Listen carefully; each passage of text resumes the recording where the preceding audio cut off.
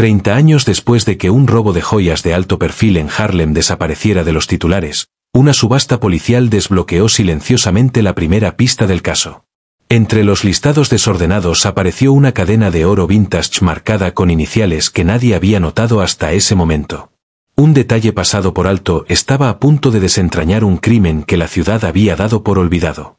En octubre de 1990, una reconocida joyería en Harlem fue escenario de uno de los robos a mano armada mejor ejecutados en la historia de Nueva York. Propiedad del respetado empresario Harold Banks, la tienda había servido a la comunidad por más de una década, especializándose en piezas de oro y diamantes de alto valor. En el momento del crimen, el negocio estaba prosperando, con una reputación basada no solo en el lujo, sino en la confianza y los lazos duraderos con el vecindario. Esa reputación se sacudió en menos de 15 minutos. La operación fue rápida, perfectamente coordinada y llevada a cabo por personas con claro conocimiento de los procedimientos y la distribución de la tienda. El informe oficial señaló que alrededor de las 10:50 de la noche, los detectores de movimiento colocados en el salón principal y en el área de almacenamiento trasero se activaron. 8 minutos después llegó la primera patrulla. Para entonces, la tienda había sido completamente saqueada. 2 de las 4 vitrinas de vidrio estaban destrozadas, la bodega trasera cerrada con llave se encontró abierta y vacía, y 3 cajas con inventario programado para transporte seguro habían desaparecido. No había empleados presentes y el guardia nocturno, Lawrence Given, fue hallado atado y desorientado en un closet de suministros. Contó a la policía que fue emboscado y perdió el conocimiento al abrir la puerta, pensando que se trataba de los encargados de recoger la mercancía en la bodega externa. Las primeras entrevistas no mostraron inconsistencias importantes en su relato. Given no tenía antecedentes penales y trabajaba en la tienda desde hacía más de 3 años. Afirmó que cada noche, alrededor de las 10:30, el equipo de ventas aseguraba los artículos más valiosos en 3 cajas selladas, destinadas a guardarse durante la noche. Un vehículo de seguridad privada llegaba antes de la medianoche para recoger las cajas y trasladarlas a una bóveda externa en Midtown. Given dijo que abrió la entrada de servicio tras escuchar un golpe, pero fue dominado y golpeado. Para cuando llegaron, la tienda ya había sido saqueada. La respuesta forense no encontró huellas digitales ni de zapatos que aportaran valor. El sistema de vigilancia de la tienda había estado fuera de servicio por más de una semana debido a una supuesta falla técnica, y su reparación se retrasó por un atraso en la empresa encargada del mantenimiento. No hubo señales de entrada forzada, ni casquillos de bala, ni huellas que pudieran rastrearse más allá del pasillo trasero. 2 vitrinas habían sido rotas aparentemente con una barra de palanca o una herramienta pesada, y varias bandejas fueron dejadas atrás en la prisa, lo que sugiere que el tiempo fue un factor durante el robo. El valor estimado del inventario robado fue de poco menos de $950.000. Incluía diamantes sin montar, cadenas de platino, anillos de oro de alto quilate y una serie de pedidos personalizados empacados en las cajas nocturnas. La mayoría de la mercancía había sido recientemente valorada y registrada debido a una auditoría planeada por el seguro, lo que permitió a los investigadores documentar la pérdida con precisión, pero no ayudó a avanzar en la investigación. No hubo testigos, los negocios cercanos estaban cerrados y la actividad en la calle había disminuido a esa hora. Un recorrido por los edificios adyacentes no aportó testimonios visuales ni reportes de ruidos inusuales. A pesar de la magnitud del crimen, el robo casi no dejó pistas físicas. Un objeto destacó por su ausencia en la documentación oficial, una pesada cadena cubana personalizada que pertenecía a Harold Banks. No formaba parte del inventario a la venta, pero se rumoraba que había sido hecha en 1984 como un encargo personal. Banks había sido visto usándola regularmente en fotos de prensa y entrevistas televisadas. Cuando se le preguntó, Banks afirmó que la cadena estaba en la caja fuerte de su oficina la noche del robo. Sin embargo, en entrevistas posteriores dio líneas de tiempo inconsistentes sobre cuándo la usó por última vez y si alguna vez la prestó.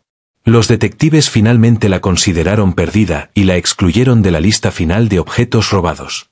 Aunque generó sospechas en algunos oficiales, no hubo pruebas que ligaran la cadena perdida al robo, y se descartó como un tema no relacionado. En los meses siguientes, la presión aumentó pero no hubo avances. Más de 20 exempleados fueron interrogados, incluyendo personal de envíos, trabajadores del turno nocturno y contratistas de limpieza. Ninguno aportó información útil y la mayoría tenía coartadas sólidas. Se investigaron brevemente a varios asociados de conocidos receptadores de la Bronx y Brooklyn, pero nadie fue capturado intentando mover bienes robados que coincidieran con las descripciones. Las 3 cajas que se creía contenían la mayor parte del inventario nunca fueron recuperadas. Lawrence Given permaneció bajo vigilancia de los investigadores durante varias semanas, pero ninguna evidencia directa lo vinculó con el crimen. Su herida superficial en la cabeza coincidía con su relato. Sin declaraciones de testigos ni contradicciones forenses, los fiscales decidieron no presentar cargos. Memorandos internos de la División de Robos del NYPD reflejan que fue visto como un posible facilitador, pero no se tomaron más medidas ni se le hizo seguimiento. Se realizó una búsqueda en el apartamento de Lawrence Given en los días posteriores al robo y los investigadores revisaron sus pertenencias personales y espacios de almacenamiento. Pero no se encontró rastro de las joyas robadas ni de ninguna herramienta que pudiera estar relacionada con el allanamiento. El apartamento era modesto, sin señales de riqueza repentina ni actividad sospechosa. Sin evidencia física que vinculara a Given con el crimen, la búsqueda no arrojó pistas útiles. El caso fue oficialmente suspendido tras más de un año de inactividad, se procesaron los pagos del seguro, la tienda reestructuró sus operaciones y se renovaron los protocolos de seguridad. Sin embargo, dentro del departamento, el caso siguió siendo famoso. Se estudiaba en seminarios de capacitación y se citaba en revisiones de procedimientos como ejemplo de robo comercial de alto riesgo y alta eficiencia. Las evidencias físicas fueron guardadas y archivadas, pero sin confesiones, sospechosos nuevos ni testigos, la investigación se estancó. Se creía ampliamente que la operación había sido realizada por un grupo con acceso interno y disciplina profesional. La precisión en el tiempo, la ausencia de pánico y el enfoque en objetos de alto valor sugerían una planificación cuidadosa, pero quiénes eran esas personas y cómo escaparon del radar seguía siendo un misterio oculto entre papeles y silencio. Durante más de 3 décadas, el robo a la joyería de Harold Banks permaneció en los archivos del NYPD como un caso cerrado con preguntas abiertas. La cadena desaparecida, que Banks usaba como símbolo personal, se volvió poco más que una nota al pie. Nadie imaginó que sería justamente ese objeto el que reavivaría la investigación 30 años después. Bajo una iniciativa para limpiar evidencias no reclamadas en almacenamiento, el NYPD lanzó en 2020 una subasta digital con cientos de objetos incautados, clasificados como propiedad no crítica y sin posibilidad de rastreo. Joyería, electrónicos, herramientas y piezas vintage llenaban la base de datos, la mayoría sin documentación, embaladas genéricamente y etiquetadas solo con códigos de evidencia. Entre los lotes había un collar de eslabones cubanos vintage, sin procedencia, empaque ni reportes policiales asociados. La pieza había estado guardada casi 2 décadas en un depósito de evidencias en Queens, su cadena enrollada en una bolsa plástica sencilla, mal etiquetada y pasada por alto en múltiples revisiones anuales. El objeto llamó la atención de un joyero del Bronx, especialista en piezas históricas y artesanales de oro, conocido entre coleccionistas por su minucioso trabajo de archivo. Con frecuencia obtenía piezas únicas en subastas municipales y liquidaciones policiales.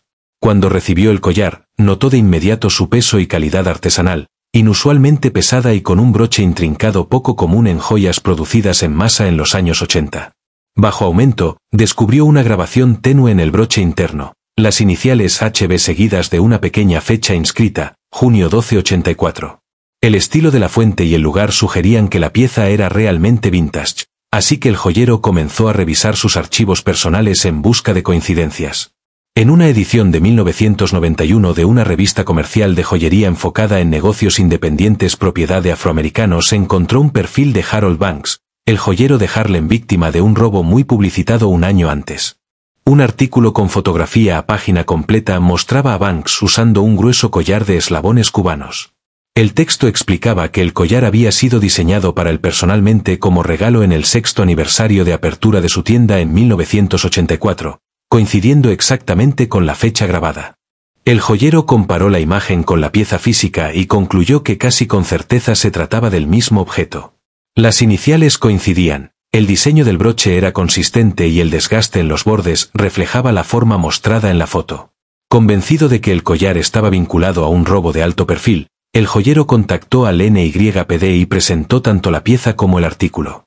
Al principio escépticos, los oficiales de la División de Propiedad derivaron el asunto a un detective de la Unidad de Casos sin resolver, quien revisó el expediente original de 1990.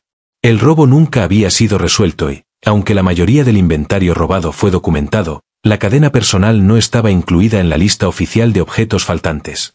Debido a declaraciones contradictorias de Banks, quien mencionó el collar en su primera entrevista pero luego cambió su versión, los investigadores asumieron que la cadena había desaparecido antes del robo y que era irrelevante para el caso.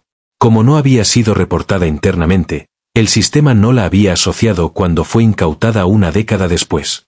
Ahora, con un objeto físico con fuerte vínculo forense al crimen de 1990, la unidad de casos fríos inició una investigación interna.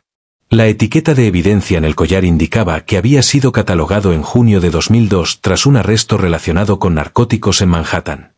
En ese momento, las pertenencias del sospechoso se registraron bajo otro nombre. Debido a la falta de marcas identificables en el sistema del NYPD, la cadena fue categorizada genéricamente como joyería sin marca. Fue embalada, almacenada y olvidada. La transición digital de los registros de propiedad, que comenzó en 2011, pasó por alto miles de estos objetos antiguos, dejándolos enterrados bajo registros en papel que rara vez se revisaban a menos que estuvieran relacionados con un caso activo. El hallazgo provocó una solicitud del expediente original del arresto de 2002, que reveló el nombre utilizado entonces y listó otros objetos confiscados. Aunque ese nombre no había aparecido en la investigación de 1990, las asociaciones conocidas del sospechoso despertaron alertas inmediatas para el equipo de casos sin resolver. En los registros manuscritos de ingreso de 2002, el oficial anotó que el hombre se negó a responder preguntas sobre la cadena, que él dijo era un regalo de un amigo que se había mudado. No se hizo ninguna investigación adicional y el caso siguió como un proceso estándar por narcóticos. La cadena quedó retenida como evidencia no reclamada, pero su importancia pasó desapercibida. El redescubrimiento llevó a una auditoría formal de los alias y conexiones familiares del sospechoso. Los detectives comenzaron entrevistas con el equipo original del caso del robo, muchos ya jubilados o fallecidos. Se revisaron entrevistas y testimonios archivados en busca de referencias pasadas por alto, usando la cadena recuperada como ancla forense. El departamento solicitó un nuevo análisis forense del objeto, que incluyó imágenes de alta resolución y pruebas de composición metálica para confirmar fabricante, época y posibles marcas personalizadas. Aunque esas pruebas aún no concluían, los indicios circunstanciales eran lo suficientemente fuertes para justificar la reapertura del caso. Mientras se aclaraba el origen de la cadena, su recorrido por el sistema de evidencias del NYPD expuso fallas procedimentales que probablemente enterraron otros artefactos importantes. La cadena, antes descartada como irrelevante, ahora parecía ser la llave que podría resolver un crimen sin resolver de hace 30 años. Un detective de casos sin resolver resumió la situación en memorandos internos. La cadena se perdió debido a una tormenta perfecta, sin registro oficial de robo, un sistema manual de evidencias de décadas atrás y un sospechoso usando un alias. Con los sistemas digitales finalmente alcanzando los archivos físicos, la coincidencia de un coleccionista meticuloso que reconoció una pequeña inscripción cambió el rumbo de un expediente olvidado. A principios de 2020, tras el redescubrimiento de una cadena de oro personalizada durante una subasta rutinaria del NYPD, los investigadores reabrieron el caso dormido del robo en la joyería de Harlem de 1990. Las iniciales grabadas HB y la fecha coincidían con descripciones archivadas de un objeto personal perdido que perteneció a Harold Banks, el propietario original de la tienda. Aunque la cadena había sido mal clasificada oficialmente y permaneció sin ser notada durante años, su aparición repentina llevó a una completa trazabilidad de su historial. Los detectives localizaron una antigua etiqueta de evidencia que vinculaba la cadena con un arresto por narcóticos en 2002. El hombre en cuestión fue registrado con el nombre de James Webster. En el momento del robo, Webster no tenía vínculos conocidos con la víctima ni con la tienda. Su nombre no apareció en la investigación original ni estaba entre las personas entrevistadas. Pero ahora que la cadena fue rastreada en su posesión, la policía centró su atención en descubrir quién era realmente y cómo un objeto tan identificable había terminado con él. Una revisión de antecedentes reveló una larga historia de delitos menores, mayormente relacionados con drogas, con periodos intermitentes en prisión y múltiples alias. Pero el detalle clave no estaba en su historial, sino en su familia. Los investigadores confirmaron que James Webster era primo de Lawrence Given, el guardia nocturno de la tienda en 1990. Given estaba de turno la noche del robo y fue considerado brevemente como posible testigo, aunque nunca fue formalmente acusado. Esa conexión reabrió una línea crítica de investigación. Los detectives localizaron a Webster viviendo bajo un nombre ligeramente modificado en un apartamento con renta controlada en Brooklyn. Fue detenido para interrogatorio bajo el pretexto de violaciones pendientes de libertad condicional relacionadas con un caso de robo menor del año anterior. En la conversación inicial, Webster dio respuestas vagas, negó conocer la cadena y afirmó no recordar cómo terminó entre sus pertenencias. Los detectives le mostraron fotografías en alta resolución del grabado, le presentaron el artículo de revista archivado donde Banks aparece con el collar y le pidieron aclaraciones. Webster dudó. Su actitud cambió cuando los oficiales insinuaron que cooperar podría influir en cómo se trataría la violación de su libertad condicional. Aunque no hubo ningún acuerdo formal, el tono de la entrevista cambió. Pidió agua, se quedó en silencio varios minutos y luego comenzó a hablar. Según Webster, el robo había sido cuidadosamente planeado por 3 personas. Él mismo, Rodney Dyson, un viejo conocido del Bronx, y Lawrence Given, el hombre de adentro y guardia nocturno de la tienda. El plan, dijo, no nació de la desesperación, sino de la oportunidad. No eran ladrones profesionales de joyas, sino hombres que vieron la oportunidad y creyeron que podrían llevarla a cabo sin problemas.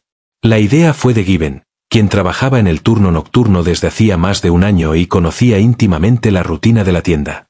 Cada noche, los empleados despejaban la sala de exhibición y colocaban las joyas más valiosas en contenedores cerrados que luego se movían a una sala de almacenamiento en la parte trasera, donde permanecían hasta que un vehículo de seguridad las recogía más tarde. Given sabía exactamente cuándo llegaba el transporte y cuánto tiempo tardaba el equipo en firmar, recoger la mercancía y partir. También conocía la cobertura de la alarma y hacia dónde apuntaban las cámaras de vigilancia, al menos las que funcionaban en 1990. Según Webster, Given había estado madurando el plan durante meses antes de planteárselo en una reunión privada. No fue una sugerencia casual. Given había pensado en el tiempo, obstáculos y puntos de acceso, y ofreció detalles sobre dónde se guardaban las llaves, cómo funcionaba la entrada trasera y en qué momentos el edificio estaba menos vigilado. Afirmó que si todo salía bien, podrían entrar y salir en 15 minutos, sin heridos, y que la policía llegaría demasiado tarde para detenerlos. La verdadera innovación no estaba en el tiempo, sino en una maniobra para distraer. Given propuso que Webster y Dyson llegaran durante la ventana habitual de entregas, de modo que no fueran detectados por vecinos ni empleados de tiendas cercanas, y su presencia pareciera normal, como si formaran parte de la recogida programada. Era arriesgado, pero calculado. Si alguien revisaba el horario, Given podría decir que pensaba que eran del servicio de vehículos blindados. No tendría que mentir, solo alegar confusión. Esa negación plausible era esencial. Todos sabían que si algo salía mal, Given debía mantenerse fuera de sospecha.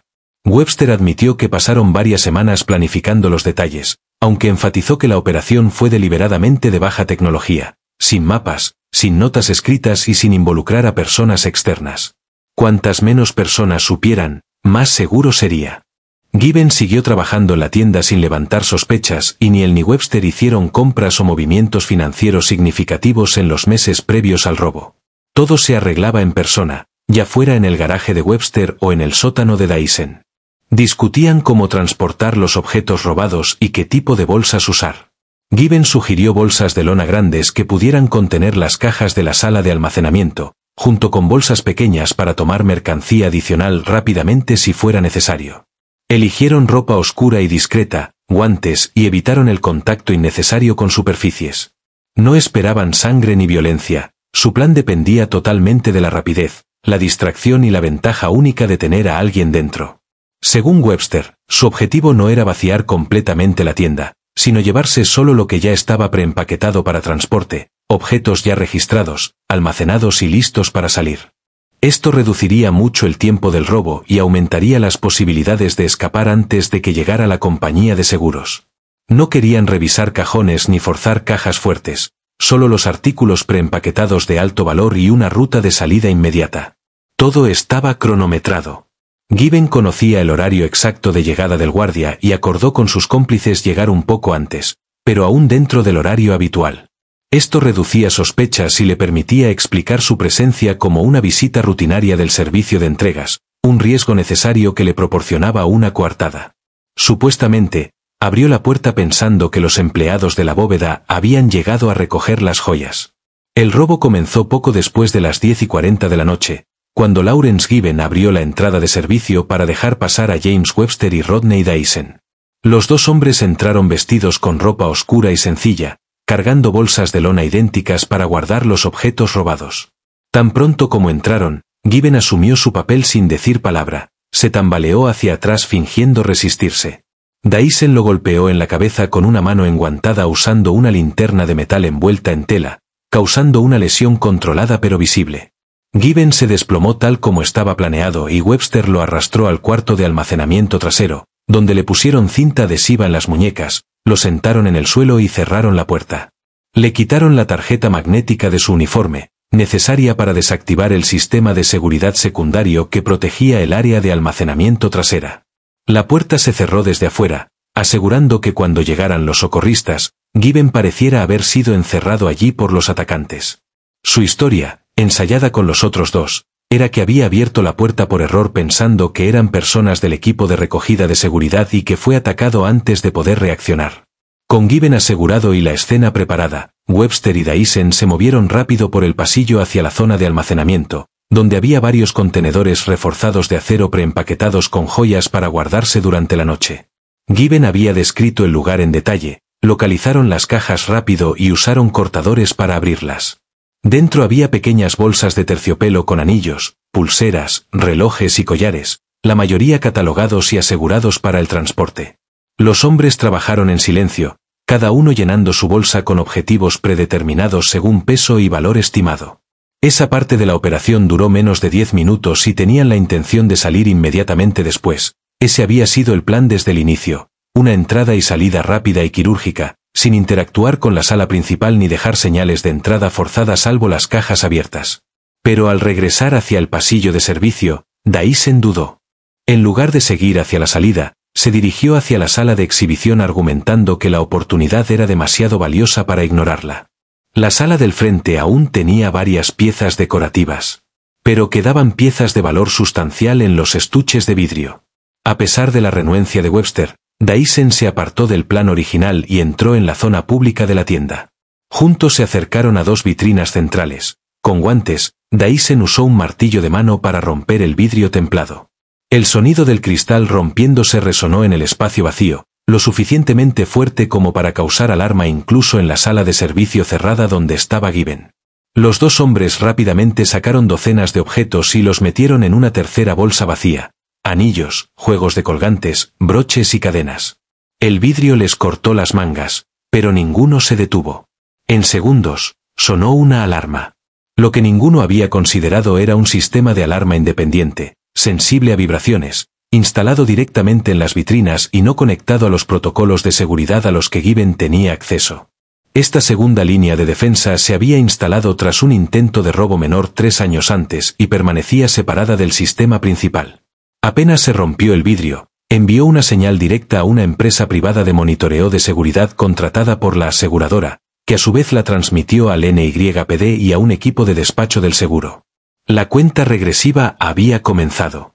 Al darse cuenta de que el plan se había roto, Webster y Dyson soltaron lo que tenían en las manos y corrieron hacia la salida. Regresaron por el pasillo lateral y salieron por la misma puerta de servicio. Las bolsas estaban pesadas pero eran manejables. El auto que habían dejado estacionado en un callejón estrecho tenía las luces apagadas. Cargaron las bolsas en menos de 1 minuto y desaparecieron antes de que llegara el primer equipo de emergencia.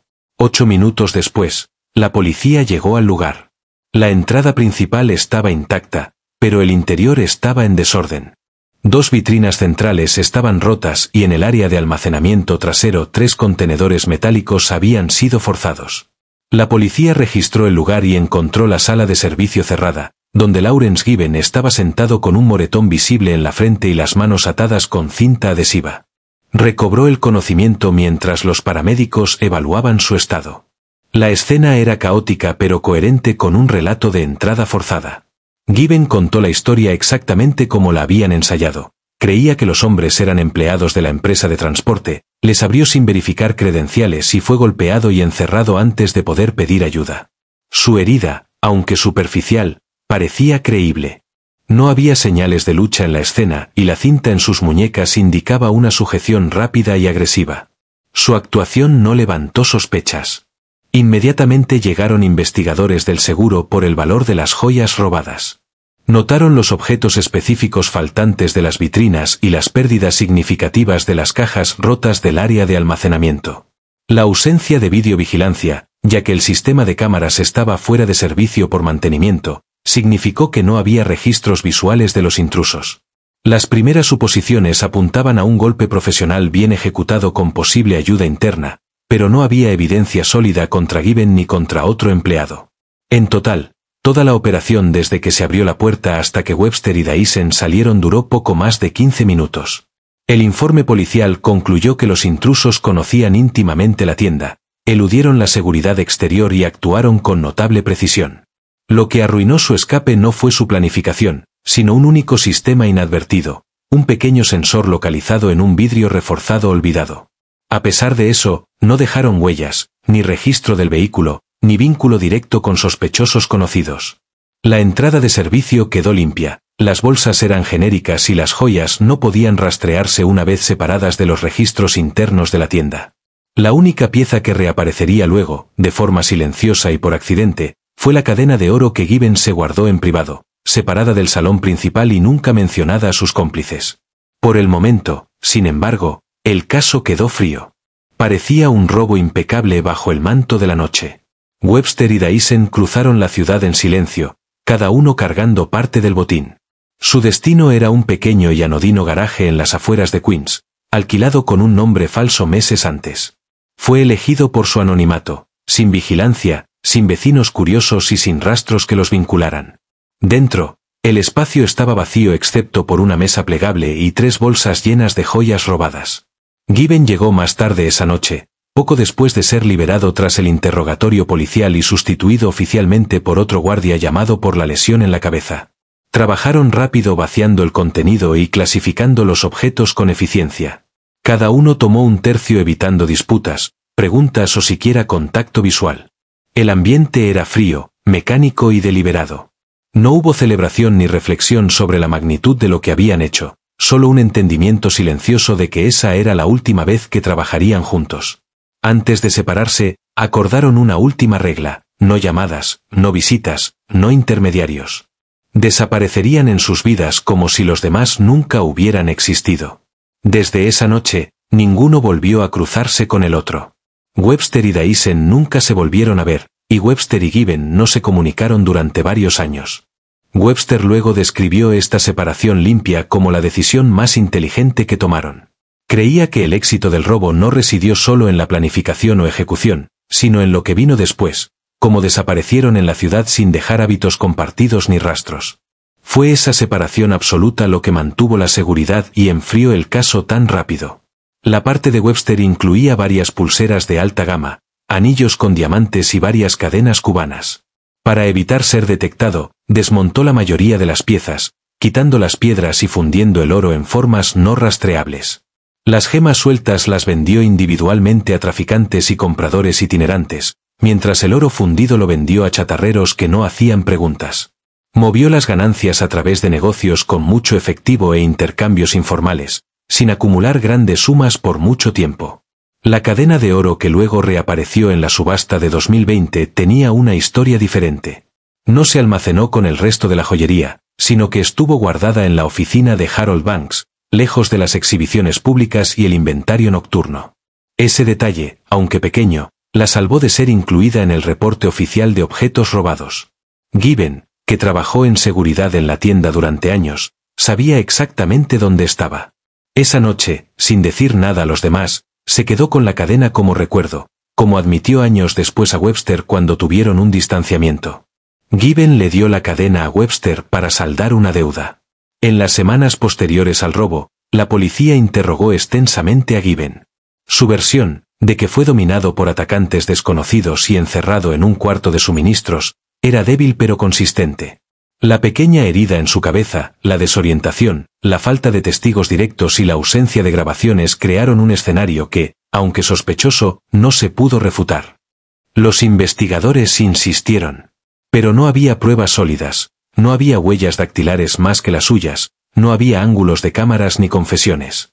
Las herramientas forenses de la época eran limitadas y las pistas se desvanecían rápidamente. Webster y Dyson, mientras tanto, nunca aparecieron en la investigación. Sus nombres no se relacionaron con la tienda y nadie los vio entrar o salir del edificio. No dejaron huellas ni hablaron con nadie, permanecieron como fantasmas, invisibles para las autoridades. El caso se enfrió rápidamente y en menos de un año la investigación activa se detuvo por completo. Después, Given mantuvo su trabajo por 18 meses más. Trabajó en silencio, mantuvo un perfil bajo y eventualmente renunció sin incidentes. Su salida no generó sospechas. Se mudó a otra parte de la ciudad y permaneció fuera del radar. Su situación económica parecía modesta desde afuera, no hubo compras extravagantes ni mejoras repentinas en su estilo de vida, nada que llamara la atención. Webster volvió a sus actividades ilegales de bajo riesgo y pequeños negocios callejeros. Mantuvo varias residencias temporales y siguió en el contrabando pequeño. En 2002 fue arrestado durante una redada antidrogas en el Bronx. En ese momento, la policía confiscó varios objetos de su apartamento, incluida la ya famosa cadena de oro, pero debido a un catalogado desorganizado, el collar se archivó incorrectamente y se guardó junto con otras evidencias no críticas. No se hizo ninguna conexión entre la cadena y el robo sin resolver de 12 años antes. La cadena fue embalada, etiquetada y olvidada. Dyson, por otro lado, desapareció casi por completo. Poco después del robo, cambió legalmente su nombre y se mudó fuera del estado. Registros públicos lo ubicaron brevemente en Pensilvania y luego en Georgia, pero no había nada concreto, sin infracciones de tránsito, sin historial laboral, sin redes sociales. Había borrado efectivamente su pasado. Su rastro se perdió alrededor de 2003 y hasta hoy su paradero es incierto. Los tres llevaron vidas separadas, evitando encuentros conjuntos. Esto permitió que el caso permaneciera estancado durante 30 años sin avances. El expediente acumuló polvo, enterrado bajo cientos de crímenes más recientes. Nadie en el departamento sospechaba que el hombre tranquilo arrestado por drogas en 2002 tuviera algo que ver con uno de los robos sin resolver más costosos en la historia de Harlem. La cadena permaneció en la bodega de evidencias, sin reclamos y sin reconocimiento, esperando una pequeña coincidencia que trajera todo de vuelta a la luz. Cuando la cadena cubana reapareció en la primavera de 2020 durante una subasta rutinaria de propiedad del NYPD, catalogada como pieza vintage sin procedencia, su reaparición desencadenó una serie de eventos que finalmente desenredaron uno de los crímenes sin resolver más elusivos de Harlem. El tenue grabado HB June 12-84 despertó el interés de un joyero independiente, quien alertó a la policía y reactivó el caso inactivo de 1990. Una vez que la cadena fue rastreada hasta su confiscación en 2002 y el hombre en posesión identificado como James Webster, los detectives actuaron rápido. Pero el panorama legal había cambiado en los 30 años desde el robo. Tan pronto como Webster supo que la policía vinculaba la cadena con su dueño original, Harold Banks, entendió las implicaciones. Aunque el robo en sí había prescrito, la posesión de propiedad robada y el ocultamiento de evidencia aún ocupaban una zona legal gris. Anticipando posibles cargos, decidió cooperar plenamente. Su testimonio fue detallado, autoincriminatorio y confirmado con evidencia física e inconsistencias históricas en declaraciones previas. Los investigadores lo vieron como el único camino para resolver el caso, aunque la prosecución fuera improbable. La confesión de Webster llenó los vacíos restantes y también proporcionó la base legal para reabrir el caso, no para resolver criminalmente, sino para aclarar los hechos históricos. Los fiscales revisaron las transcripciones, analizaron el tiempo legal y concluyeron que ningún cargo grave relacionado con el robo podía presentarse debido a la expiración del plazo legal. Lo que quedaba eran posibles delitos menores, como posesión ilegal de bienes robados, pero incluso esos dependían de probar la posesión consciente en el presente, no en el pasado. Dado que la cadena había sido confiscada por las autoridades casi 2 décadas antes, esa vía también resultó inviable. Cuando los investigadores indagaron sobre Rodney Dyson, descubrieron que había muerto en 2011 durante un tiroteo relacionado con un conflicto de narcóticos en Maryland. Se había mudado de Nueva York a finales de los 90, cambiado su nombre y mantenido un perfil bajo respecto a la policía. No había registros de contacto entre él y los otros conspiradores después de 1990, lo que coincidía con la afirmación de Webster de que el trío cortó intencionalmente lazos para evitar ser descubiertos. Su muerte cerró efectivamente una parte de la investigación. Lawrence Given, el exguardia nocturno que organizó la entrada interna y montó el robo, seguía vivo y residía en Nueva Jersey. Los detectives lo localizaron semanas después de la confesión de Webster, pero la prescripción también impedía procesarlo. Fue interrogado, pero no arrestado.